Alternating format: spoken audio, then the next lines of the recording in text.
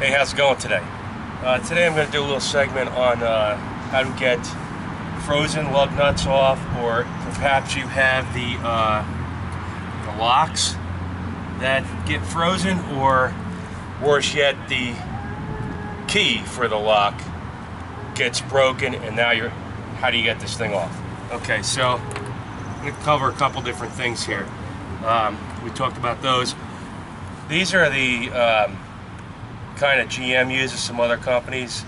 I think this Jeep has them, where there's a tin cover on top of a nut. So this is about 19 millimeter. Without it, it's somewhere around 18. After you bang these up a few times with an impact gun, a lot of times this cover will come off. Sometimes the next size smaller socket will work. Sometimes it won't. That's where some of this ideas come in. Okay, this is a BMW type lug here, and as you can see, the nut head and the stud are all one.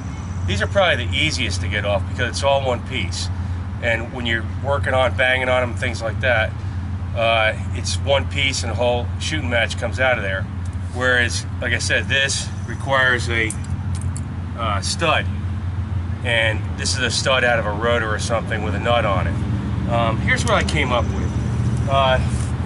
When I worked in the oil field, I found that you run into these lugs getting stuck, and the way everybody would handle it most of the time is if you absolutely could not get it off, you would try something like one of these kits like this. Is from Snap-on, Blue Point. You can get it anywhere. It has a kind of like a spiral design. It's hardened, and what you do is you would pound that on top of your key or your keyed lug nut until it catches, and then when you turn it counterclockwise, it takes it off, and it works pretty good.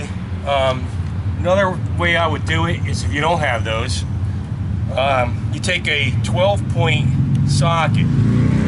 This one I wouldn't waste because it's Snap-on, but go to Home Depot and get a cheapie or whatever, or Sears, buy the cheapest one you can, because you're going to ruin it. And you pound it. You want it tight. You don't want it to fit over, but you don't want it to be just about ready to fit over. Maybe you need a couple different sizes. Pound it on until the socket is stretched. Then you of course put your breaker bar on it and loosen it up. That works a lot of times, but here's what I found. A lot of times, no matter what, all these methods don't seem to work.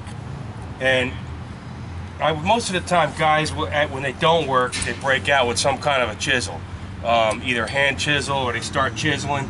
And you can see that when you start doing that, you're likely to ruin your rim. And especially if it's aluminum one, got a hubcap on it. And I remember having to do that. You having to tell a customer, look, we might have to ruin your rim. They either lost the key, or it's just somebody torqued it like crazy, or whatever. But after a while, I realized when you're pounding on it and stuff, sometimes finally it would come loose. And I realized, what is it that's really gripping? Is it really is it corrosion on the stud? Is it really that it's over torqued?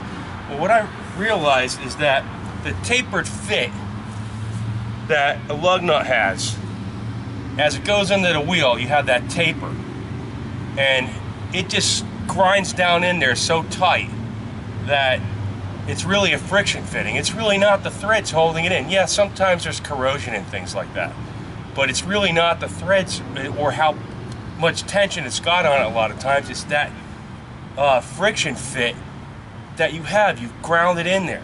So what I came up with, I'm sure some other people have thought of this idea, is you take something like this. This is an aluminum punch. Obviously it's going to be softer. I also have this, which is an old snowplow ram from a Meyer snowplow. It's just about right size for getting in there. And of course this is, you're going to ruin this lug nut because it's got the tin acorn cover on it.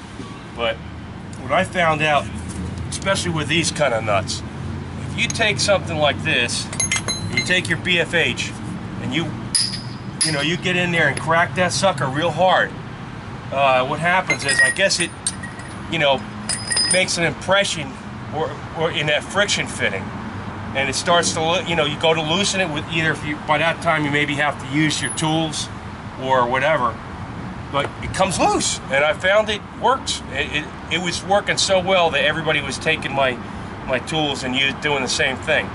And I really was just about to get anything off after I figured that out. Well, you know, it just has that friction fit.